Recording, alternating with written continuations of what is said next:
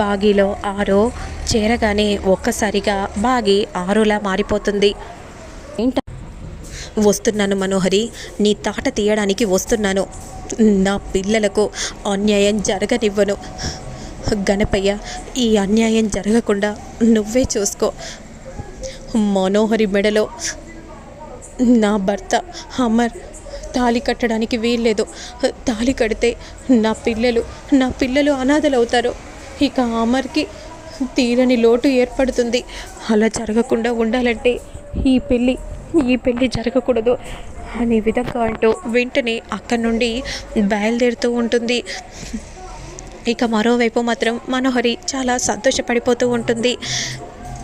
అబ్బబ్బబ్బా, నిజంగా ఇలా ముస్తాబవుతుంటే నాకు చాలా సంతోషంగా ఉంది. ఎన్నాళ్ళ నుండో తీరని కోరికగా నన్ను వెంటాడింది. కానీ ఇప్పుడు ఈ క్షణం అమర్ ఇంకొద్ది క్షణాల్లో నా సొంతం అవుతున్నాడనే వార్త ఎంత తీయగా ఉందంటే నేను మాటల్లో కూడా చెప్పలేకపోతున్నాను. చాలా సంతోషంగా ఉంది. అంతలో నీలా వస్తుంది. ఏంటమ్మగారు, చాలా సంతోషంగా ఉన్నట్టున్నారు? అవునే, ఉండనా? ఈ ప్రతి క్షణం కూడా సంతోషంగా అనుభవిస్తాను. ఎందుకంటే ఇంకా సేపట్లో అమర్ పక్కన కూర్చోబోతున్నాను. అమర్ నా మెడలో 3 ముళ్ళు కట్టబోతున్నాడు. నాకు ఇంకేం కావాలి ఈ జన్మకి? అయినా అమ్మగారు, మీరు సార్ను పొందుతున్నారు కదా, ఎన్ని ఆటంకాలు ఎన్ని చూశారు. అవన్నీ ఆటంకాలని పడగొట్టేసి ఇప్పుడు మీరు అమర్ సార్ని మీ సొంతం చేసుకోబోతున్నారు. అంతే కదా, ఎవరైనా వస్తే ఎవరిని నేను వదిలిపెట్టనే అని మనోహరి అంటూ ఉంటుంది.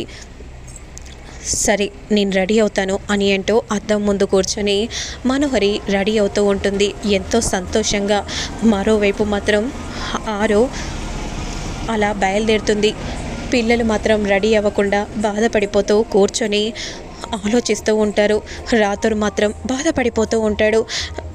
పిల్లలని ఎలా ఓదార్చాలో తెలియక అలానే మౌనంగా ఉండిపోతాడు. అంతలో బాగిలో ఉన్న ఆరు వచ్చి, అమ్మా, అంజలి, అంజు, ఆకాష్ అందరూ క్రిందికి రండి అని అనగానే, మిస్సమ్మ వచ్చావా, మిస్సమ్మ అనే విధంగా అంటూ వెంటనే పిల్లలు గట్టిగా మిస్సమ్మను పట్టుకోగానే, వచ్చానమ్మా, నేను వచ్చాను, త్వరగా వెళ్ళి మీరు రెడీ అవ్వండి. మిస్సమ్మ, అది కాదు మిస్సమ్మ, కళ్యాణ మండపంలో నాన్నకు మనోహరి ఆంటీకి పెళ్ళి జరగబోతుంది. మాకు ఆ పెళ్ళి జరగడానికి వీల్లేదు మిస్సమ్మ, ఆ పెళ్ళి జరగకూడదు. ఆ పెళ్ళి జరగదు, నేను చెప్తున్నాను. మీరు వెళ్ళి రెడీ అవ్వండి. ఆపుతానని మాకు మాట ఇవ్వు మిస్సమ్మ, ఈ పెళ్ళి జరగదు అని నాకు మాట ఇస్తే చాలు అని అంజలి అనగానే, నేను మాట ఇస్తున్నాను. అసలు మనోహర్ని కోడలిగా ఈ ఇంట్లో అడుగు పెట్టనివ్వను. ఈ అమ్మ మీకు మాట ఇస్తుంది అని అంటూ చేతిలో చెయ్యి వేసి చెప్పగానే ఇక అంజలి పాప పిల్లలందరూ కూడా చాలా సంతోషంగా చూస్తూ ఉంటారు. ఇప్పుడు నువ్వు చెప్పినట్టుగానే రెడీ అయ్యి వస్తాము, పదండి అక్క అనే విధంగా అంటూ పిల్లలందరూ వెళ్ళి రెడీ అవుతూ ఉంటారు.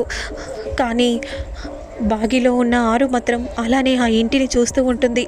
రాతోడికి ఏం అర్థం కాదు. బాగమ్మేంటి అలా చూస్తుంది, ఏమైంది అనే విధంగా అంటూ వెంటనే ఇక బాగి మాత్రం ఆరు రూమ్ వైపు వెళ్తూ ఉంటే రాత్రి షాకింగ్గా చూస్తూ ఉంటాడు. ఏమైంది? ఏమోలే, ఈ పెళ్ళి ఆపుతానని శబదం చేసింది పిస్సమ్మ. నిజంగా ఈ పెళ్ళి ఆపుతుందా? ఆపుతుందేమో, మాట ఇచ్చింది కదా అని రాతోడు మనసులో అనుకుంటూ ఉండగా ఇక అదే సమయానికి బాగి చీర కట్టుకొని అలా క్రిందికి నడుచుకుంటూ వస్తూ ఉంటుంది.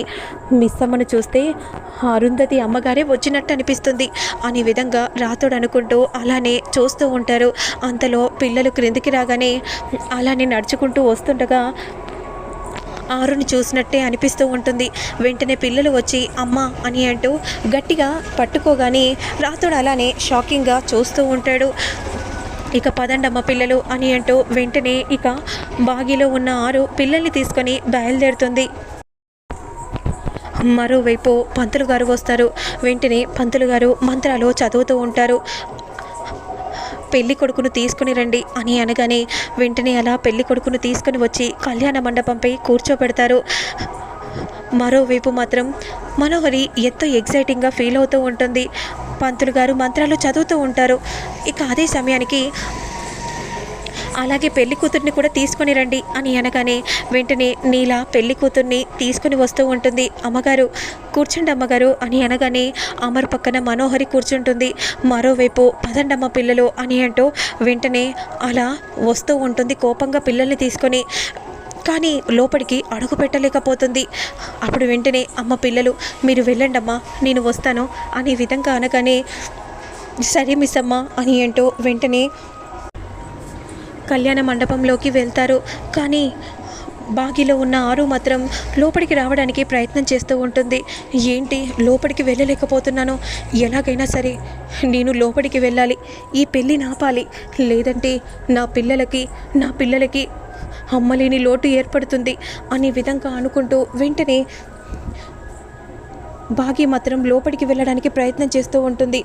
అమ్మ దేవుడా నువ్వే ఎలాగైనా నన్ను ఈ ఇంట్లోకి వెళ్ళేలా చూడు, ఎందుకంటే మనోహరి చేసే తప్పులకు నా పిల్లలు బలి అవ్వడానికి వీల్లేదు. నువ్వు నన్ను ఇక్కడ దాకా నడిపించావు, ఈ పెళ్ళి ఆపేలా నువ్వే నడిపించు, నాకు ఆ శక్తిని ప్రసాదించమ్మా, నువ్వే నాకు ఆ శక్తిని ప్రసాదించగలవమ్మా అని అనగానే ఒక్కసారిగా అమ్మోరు తల్లి ప్రత్యక్షమై వెంటనే ఆ చెరను తొలగించగానే బాగి లోపలికి వెళ్తుంది. మనోహరి ఇక నీ ఆటలు సాగవు అనే విధంగా అంటూ అలా నడుచుకుంటూ వస్తూ ఉంటే అమర్ అలానే చూస్తూ ఉంటారు. మరోవైపు అమ్మ బట్టలు పెట్టాలనుకుంటే ఇరువురికి కూడా బట్టలు పెట్టండి అని పంతులు గారు చెప్పగానే వెంటనే అలా అమరికి మనోహరికి బట్టలు పెట్టగానే వెళ్ళి బట్టలు మార్చుకొని రండి అని అనగానే ఆ బట్టలు తీసుకొని అక్కడి నుండి వెళ్తూ ఉంటారు. ఇక బాగి మాత్రం అలానే చూస్తూ ఉంటుంది. అమర్ అక్కడి నుండి వెళ్ళిపోగానే వెంటనే బాగి రూమ్లోకి వెళ్ళగానే ఏంటి బాగి ఇలా వచ్చావేంటి, ఓ ఈ పెళ్ళి ఆపుదామని వచ్చావా, నువ్వు ఎన్ని ఆపినా సరే ఈ పెళ్ళిని ఆపలేవు, ఎందుకంటే నువ్వు ఎలాంటి దానివో మనోహరికి తెలుసు కాబట్టి, నాకు ఒక్కదానికి తెలిస్తేనే సరిపోతుందా, నువ్వేంటో అందరికీ తెలిసేలా చేశాను కదా, దట్ ఈజ్ మనోహరి. అప్పుడు వెంటనే కోపంగా బాగి చెంప చెడల్లమని పీకగానే ఒక్కసారిగా షాక్ అయిపోతుంది. ఏంటే నా మొగడిని పెళ్లి చేసుకుంటావా, అసలు నేనుండగా అలా జరగనిస్తానా, నీ మెడలో తాడి పడనిస్తానా, నువ్వు ఆ ఇంటి కోడలిగా అడుగు పెట్టనివ్వను నేనుండగా అని అంటూ వెంటనే గట్టిగా చెడామడ కొట్టగానే కళ్ళు తిరిగి మనోహరి క్రింద పడుతుంది. ఇక బాగి మాత్రం పెళ్లి కూతురుగా ముసుగు వేసుకొని అమర్ పక్కన వచ్చి కూర్చుంటుంది. పంతులు గారు మంత్రాలు చదువుతూ ఉంటారు. అప్పుడు వెంటనే తాళిని తీసి ఇదిగోండి బాబు 3 ముళ్ళు కట్టండి, భజంత్రీలు వాయించండి అని అనగానే అంజలి, అంజు, ఆకాష్ ఏమైంది మిస్సమ్మ ఈ పెళ్ళిని ఆపుతానని ఉంది కదా, మరి ఆపకుండా ఎటు వెళ్ళింది, మనల్ని వెళ్ళమంది కానీ మిస్సమ్మ మనతో రాలేదు, ఎటు వెళ్ళింది అంజలి పాప, నాకేం తెలుసు అనే విధంగా కంగారు పడిపోతూ ఉంటే వెంటనే అమర్ మాత్రం ఆ తాళిని పట్టుకొని అలానే చూస్తూ ఉంటాడు. మరి నిజంగా బాకీ మెడలో తాళి కడతాడా, అంతలోనే మనోహరి వస్తుందా, తాళి కట్టక ముందే ఏం జరుగుతుందనేది మళ్ళీ నేను నెక్స్ట్ వీడియోలో అప్లోడ్ చేస్తాను, లేట్ చేయకుండా చూసేయండి.